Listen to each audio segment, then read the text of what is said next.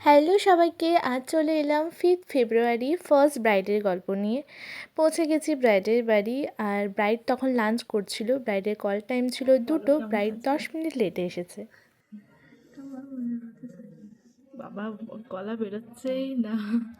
ও আমাকে একটা ছবি পাঠিয়েছিল, একদম সিম্পল, হেয়ার স্টাইলটা এরকম সিম্পল লাগবে, শুধু পিছনটা কার্ড হবে আর মেকআপটাও সেরকম। তো সেই মতোই চলো করা যাক। ব্রাইডের গলা কি তোমরা আদৌ শুনতে পেলে? ব্রাইড ছিল প্রচণ্ড শান্ত। যতক্ষণ আমি মেকআপ করেছি আমি ব্রাইডকে একটাও কথা বলাতে পারিনি। ও আমাকে একটা জাস্ট ফটো পাঠিয়ে দিয়েছিল আর বলে দিয়েছিল তুমি আমাকে এরকম সাজিয়ে দিও, ব্যাস, আমার আর কোনো ডিমান্ড নেই। আর সেই লুকটাও ছিল খুবই সিম্পল, একদম হেয়ার স্টাইলটাও সিম্পল, মেকআপটাও তাই।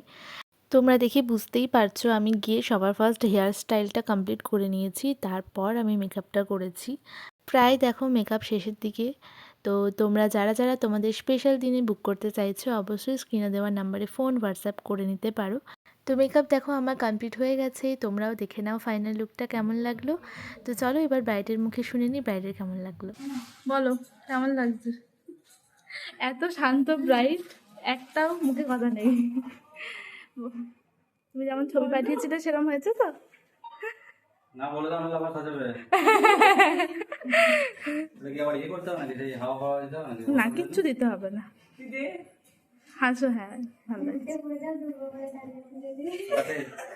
চোখটা নামাও, চোখটা নামাও।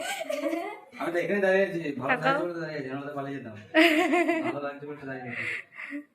না বেশি দাঁড়িয়ে থাকলে হবে না, এরও দিয়ে আছে। তো এখানেও দেখো আমার ব্রাইড একদম চুপটি করেছিল। ব্রাইডের হাজবেন্ড আর বাকি বোনেরা সবাই বলছিল যে কেমন লাগছে। তোমরাও জানিও তোমাদের কেমন লাগলো। দেখা হবে নেক্সট ব্রাইডকে নিয়ে। বাই।